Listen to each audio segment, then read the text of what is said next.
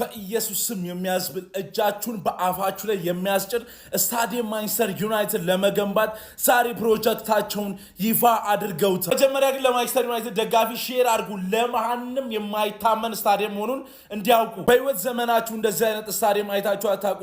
100,000 ሰው ነው ምላችሁ 100,000 ሰው ለመገንባት እንዳቀዱ ዛሬ ይፋ አድርገውታል። እንዴት አባቱ ነው የሚያምረው ፕሮጀክቱ! እግዚአብሔር ምስክሬን። በህይወታችሁ እንደዚህ አይነት ስታዲየም ልንገራችሁ አይታችሁም በቃ ዋው። ኢንቴሪየሩ እንግዲህ እንደዚህ ነው የታሰበው። የተለያዩ ስክሪኖች ይኖራሉ። በቃ አረ ስታዲየማችን ነው ምላችሁ።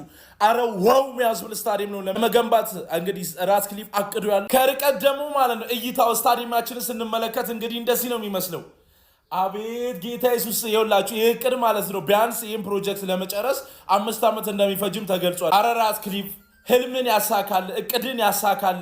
ዱዓ እናደርጋለን፣ እንጸልይላለን፣ ሁሉም ነገር ይሳካልሃል። ፖል ፖግባ እንግዲህ የተጥሎበት የነበረው እገዳ እንግዲህ ዛሬ ሙሉ ለሙሉ ነፃ ሆኗል። በነፃ ዝውውር ግን ወደ ማንቸስተር ዩናይትድ ሊዘዋወር ይችላል የሚሉ መረጃዎች እጅጉን በዝተውታል። እናንተስ ምን ትላላችሁ? ለማንቸስተር ዩናይትድ ደጋፊ